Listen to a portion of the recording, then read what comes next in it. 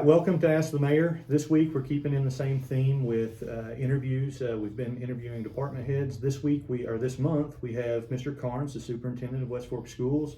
We brought him in to talk about the school year and a little bit about how the school and the city cooperate, how some of the actions of the city affect the school and vice versa. So Mr. Karnes, thank you for sitting in with us. It's so good to have you here. Well, you're welcome, and thank you for the opportunity. I look forward to, I always love talking about our school and our community. Yeah. So the 22-23 year is off to a start. Anything you want to tell us about it? Yeah, no, it is off to a great start. It's hard to believe. We're finishing up week 5, and seems like we just started the other day, and here we are, week 5, and sending out progress reports to our parents. And anyway, it's been a great school year. I've seen energy that I haven't seen at the school in several years. I think a lot of it is because we are back to normal for the most, mostly back to normal due to COVID. And our kids and our teachers just seem like they're glad to be back to school. They're glad for some normalcy, and we're just having a great year. That's great. That's fantastic. It doesn't hurt that our football team's undefeated too, Mayor. I've noticed that. Yeah. So, Mr. Karnes, you and I have talked on multiple occasions. You've even came to address the planning commission about how growth affects the school, different things like that. I was telling you before this meeting, I felt like the two of us could sit here for hours on end talking about the things that keep us up at night. Most definitely good. Unfortunately, we only have about 10 or 15 minutes. Blair's a stickler for that. So we'll stay to the highlights, but something I wanted to point out, our millage in West Fork's 41.6 mills. That's one of the lowest in Northwest Arkansas, is it not? Right, it is. There are 16 districts that make up our educational cooperative, and of the 16, we are the 5th lowest. Wow. And I mean, that all that goes into funding and programs offered at the school, and I mean that's where you get your funding. It's where we get our funding, and that on top of all the property and real property and personal property and utility assessments, all that is part of our assessed valuation, and that determines how much money we're going to get from taxes. And so I want to say this: that, people be probably shocked. Out of the 16 school districts, we're the 2nd lowest as far as assessed valuation, and that's not a good thing.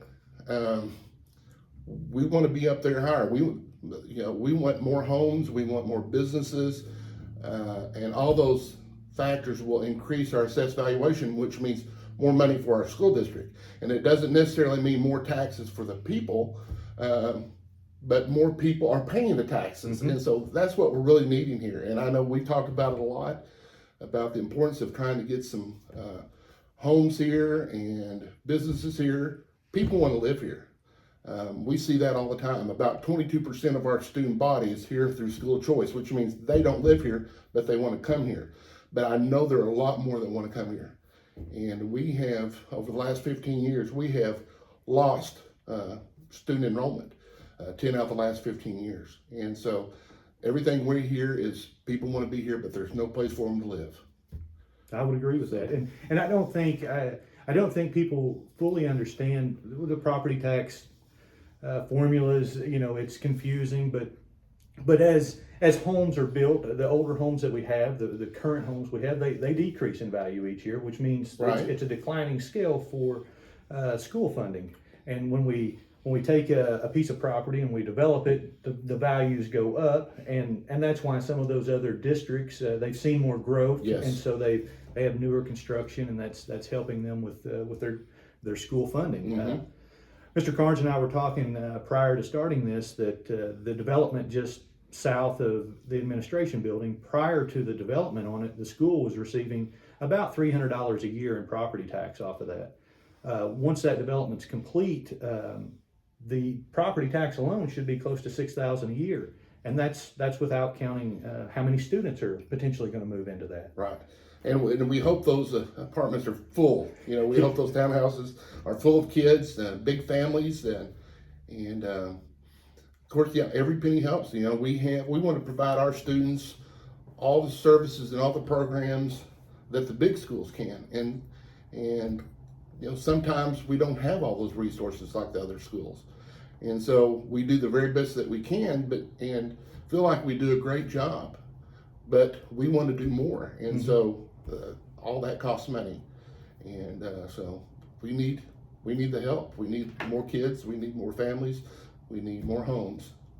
And I have to tell you, sir, you know, when I think about growth and different things, one of the things that bothers me about West Fork is we have 75 to 125 kids a year graduate, and we don't have a home in West Fork for them to live in, or an apartment, or anything like that. So we're taking our latest, brightest minds, and they're having to move off. And I think, you know, maybe we see some hesitation with growth because we don't want people moving in. Right. But we really need that growth just so if we want to keep West Fork, we need a place to keep our students. You know, the school is the largest employer of West Absolutely. Fork, and we employ approximately 150 individuals, and we have 803 kids as of today. Just to give you an example, last year at this time, we had 865 kids. So we're down 62 kids. And it's not that the kids are leaving, it's just we have larger classes graduating and smaller numbers coming in. We have 47 kindergartners this year. It's never been that low. And those are young kids, and young kids typically belong to young families. Mm-hmm.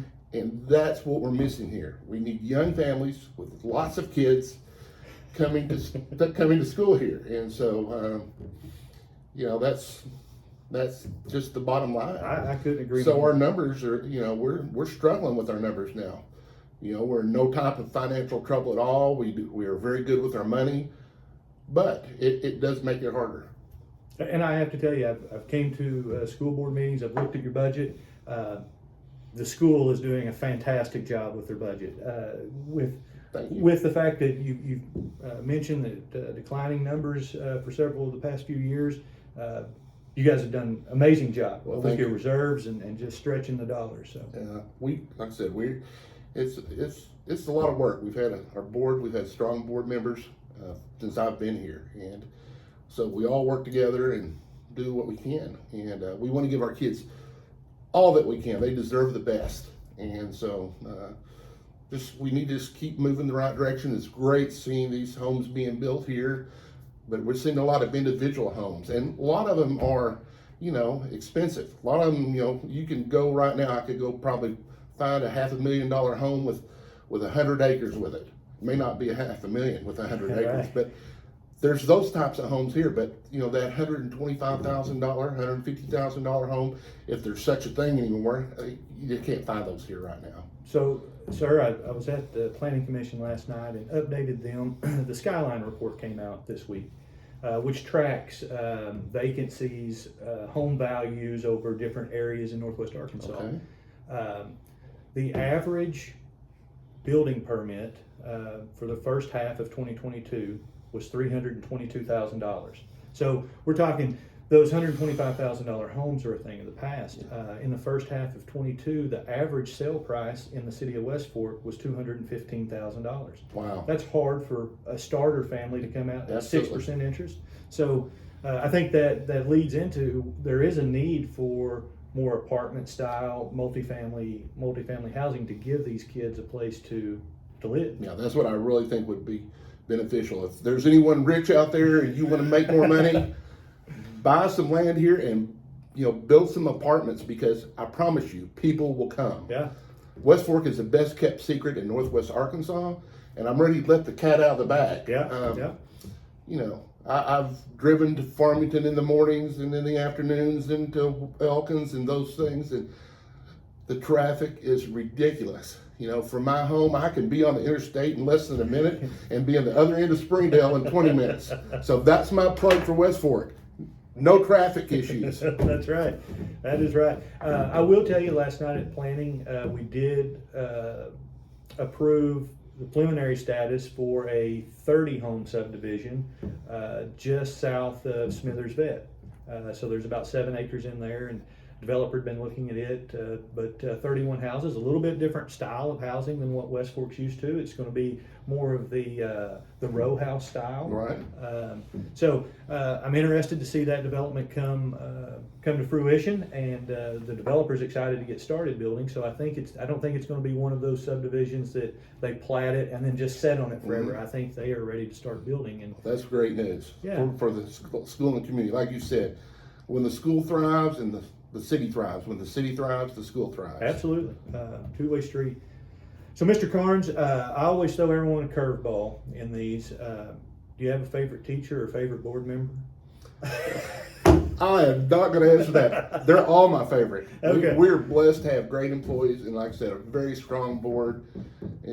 West Fork's just such a great place, and I'm proud to be the superintendent. I take pride in it. I feel so fortunate to be a part of this community and part of our school district. Okay. Where are the Tigers playing tonight? The Tigers are actually off They're tonight. off tonight? Yeah, we have an open date. We've played 3 consecutive games, and we'll come back next Friday and play Mansfield. And I think Mansfield's 3-0, and it'll be our first conference game. So it's a big game for us. Yeah, absolutely. Yeah, come on out. Okay. Anything else you want to say before we close up? No, I've enjoyed myself, and maybe we can do this again sometime. I hope so. All right. All right. Thank you, guys.